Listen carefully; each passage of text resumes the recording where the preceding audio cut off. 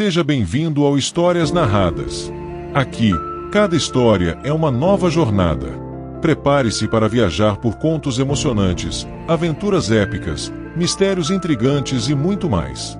Se você gosta de boas histórias, já se inscreve no canal, deixe seu like e ative o sininho de notificações para não perder nenhuma nova narrativa. Aperte o play e embarque nessa viagem com a gente. O Encontro no Céu do Norte, por Kaito Aoki. João Silva, um homem de 45 anos, era um agricultor dedicado que vivia em uma pequena propriedade no interior do Pará. Ele cultivava mandioca, milho e frutas, trabalhando a terra desde o amanhecer até o cair da tarde. Sua vida era simples, mas cheia de significado. Ele era casado com Maria, uma professora da escola rural da região, e juntos tinham 2 filhos, Pedro, de 12 anos, e Ana, de 8. A família vivia em uma casa modesta de madeira, cercada pela vastidão da floresta amazônica. João tinha um companheiro fiel, um cachorro vira-lata chamado Toby, que ele havia resgatado filhote durante uma das suas caminhadas pela mata. Toby era mais do que um animal de estimação, era seu amigo, seu guardião e seu confidente. O cachorro o acompanhava em todos os momentos, seja no trabalho na roça, seja nas noites calmas na varanda, onde João gostava de sentar para fumar seu cachimbo e observar o céu estrelado.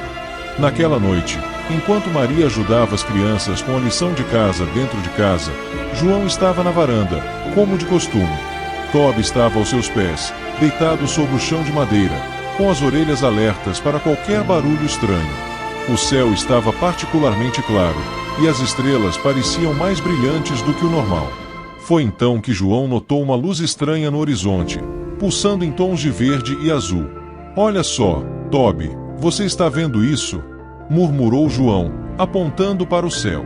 O cachorro levantou a cabeça, olhando na direção que o dono apontava. Ele emitiu um rosnado baixo, como se também estivesse intrigado. A luz começou a se mover de forma errática, e João sentiu um frio na espinha. Ele não era homem de acreditar em fantasias, mas aquilo era real demais para ignorar. "Vamos dar uma olhada, Toby. Mas fica perto de mim, hein?" disse João, pegando sua lanterna e um facão, só por precaução. Ele e Toby seguiram em direção à floresta, onde a luz parecia ter parado. O ar ficou mais frio à medida que avançavam, e o silêncio era quase opressivo. Até os insetos noturnos pareciam ter se calado. Toby caminhava colado às pernas de João, com os pelos arrepiados. Quando chegaram a uma pequena clareira, João parou abruptamente. No centro, havia uma nave circular, flutuando suavemente a alguns centímetros do chão. A superfície da nave parecia metálica, mas emitia uma luz suave e pulsante. Em volta dela, 3 seres altos e esguios observavam João com olhos grandes e brilhantes. Eles tinham pele cinza prateada e vestiam trajes justos que emitiam uma leve luminescência. Toby rosnou, mas João o acalmou com um gesto. Ele sentiu uma onda de calma invadir seu corpo, como se os seres estivessem tentando transmitir que não eram uma ameaça. Um deles fez um gesto com a mão, e João ouviu uma voz em sua mente, suave e clara. "Nós não viemos para causar dano. Viemos aprender sobre seu mundo e sua espécie." João engoliu seco e, com uma voz trêmula, respondeu: Eu sou apenas um agricultor. O que vocês querem de mim?" Os seres se olharam, e João sentiu como se estivessem se comunicando entre si sem palavras. Eles transmitiram uma sensação de conexão, como se quisessem mostrar a ele algo maior. Um deles estendeu a mão, e João, quase sem pensar, seguiu o gesto. Toby latiu baixinho, mas permaneceu ao lado do dono, como se também sentisse que não havia perigo. João foi conduzido até a nave. Ao adentrar, ele foi envolvido por uma luz suave e uma sensação de paz profunda. Imagens de sua vida, da floresta, do planeta inteiro, passaram por sua mente como se estivesse vendo tudo de uma nova perspectiva. Ele viu Maria ensinando as crianças, Toby correndo pela roça, e até mesmo momentos de sua infância. Os seres explicaram, sem usar palavras, que eram exploradores de um mundo distante, buscando entender a diversidade da vida no universo. Eles mostraram a João vislumbres de seu planeta, com cidades flutuantes e rios de luz. João sentiu uma mistura de admiração e humildade. Ele nunca havia imaginado que existisse algo tão grandioso além daquela pequena propriedade no meio da Amazônia. Os seres pareciam entender seus pensamentos e emoções, e transmitiram uma mensagem clara. Seu planeta é precioso. Cuidem dele. Depois de um tempo que pareceu tanto uma eternidade quanto um instante, João foi levado de volta à clareira. A nave começou a subir silenciosamente, e os seres acenaram para ele antes de desaparecerem em um flash de luz. João ficou ali, parado, tentando processar o que havia acontecido. Toby se aproximou, lambendo sua mão, como se quisesse confortá-lo. Quando voltou para casa, o sol já começava a nascer. Maria estava na varanda, olhando preocupada. "Onde você estava, João?" perguntou ela, com um misto de alívio e reprovação. Eu tive uma noite incrível, Maria. Vou te contar tudo, mas você não vai acreditar", respondeu João, abraçando a esposa. Ele sabia que ninguém acreditaria em sua história, mas isso não importava. João havia mudado para sempre. Ele passou o resto de sua vida cuidando da floresta com um novo propósito, sabendo que, em algum lugar lá fora, havia outros seres que também olhavam para as estrelas, buscando conexão. E, todas as noites, ele e Toby olhavam para o céu, esperando ver aquela luz verde e azul novamente. Fim da parte 1. Parte 2. João passou os dias seguintes ao encontro com os extraterrestres em um estado de agitação silenciosa.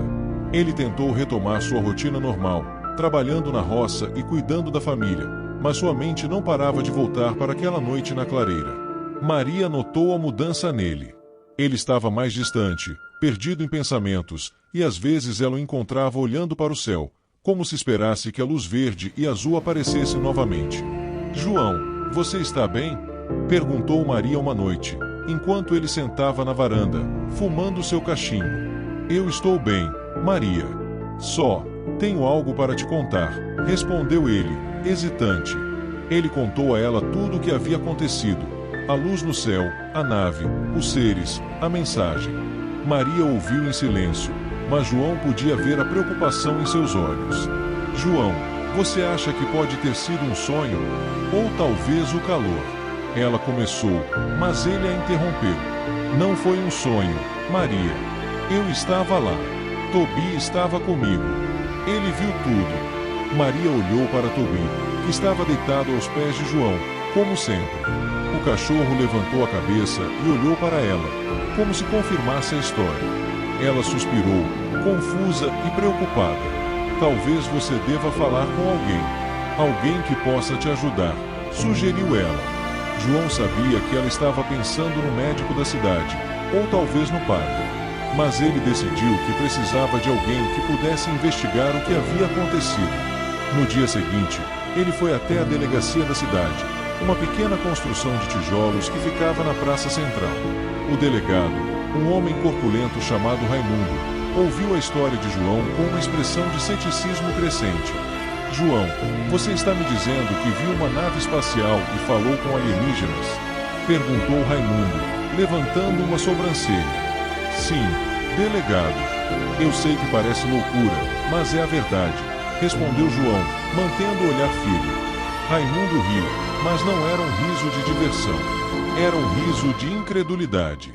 "João, acho que você está trabalhando demais sob o sol. Talvez seja melhor você descansar um pouco. E, se eu fosse você, não contaria essa história para mais ninguém. As pessoas podem começar a pensar que você não está bem da cabeça." João sentiu um nó se formar em seu estômago. Ele sabia que o delegado não acreditava nele, mas não esperava que fosse tão direto.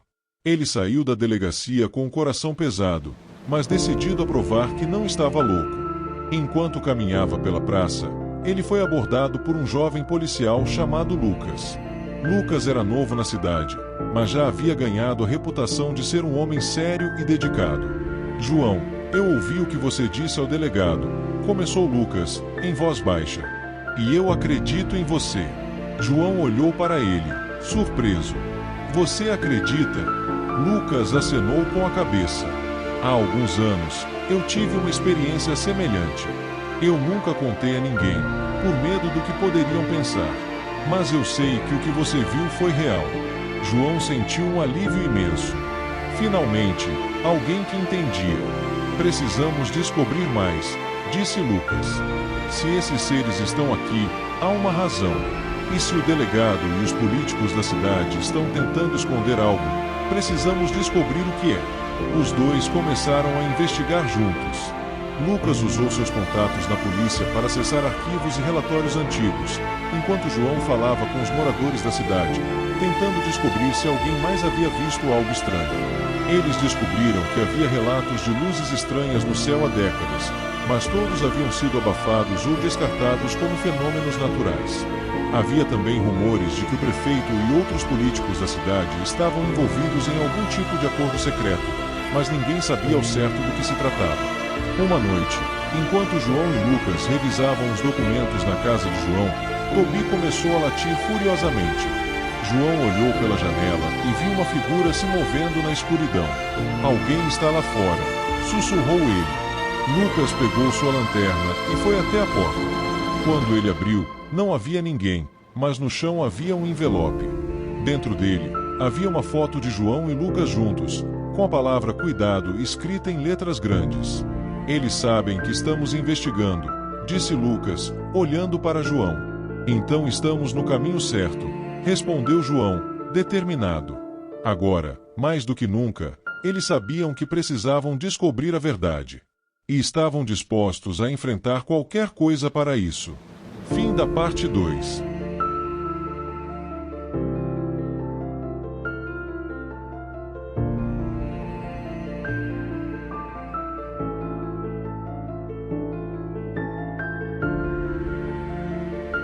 Parte 3. Final. João e Lucas sabiam que estavam se metendo em algo maior do que podiam imaginar.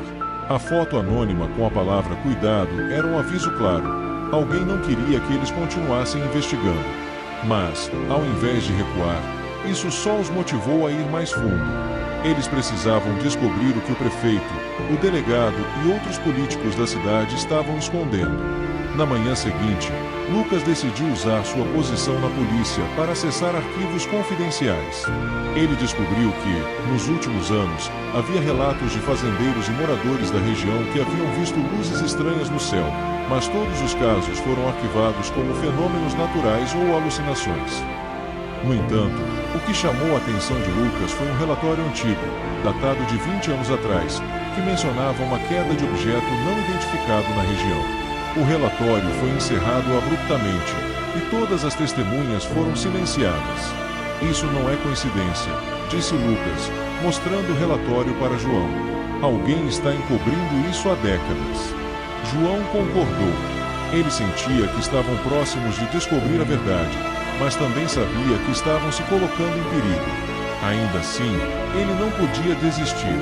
A mensagem dos seres que ele encontrou naquela noite, cuidem do seu planeta, ecoava em sua mente. Ele sentia que tinha uma missão a cumprir. Enquanto isso, Maria começou a notar a tensão em João. Ela o via saindo à noite com Lucas, voltando tarde e sempre alerta. Uma noite, ela o confrontou. João, o que está acontecendo? Você e Lucas estão se metendo em algo perigoso? Perguntou ela, com os olhos cheios de preocupação. João hesitou, mas sabia que não podia mais esconder nada dela. Maria, eu preciso te contar tudo, disse ele, e então revelou os detalhes da investigação, incluindo a ameaça anônima. Maria ficou em silêncio por um momento, mas depois abraçou João. Eu acredito em você, João. Só, por favor, tenha cuidado. Eu não quero perder você. João prometeu que faria o possível para se manter seguro, mas sabia que não podia prometer nada. A investigação estava se tornando cada vez mais perigosa. A descoberta.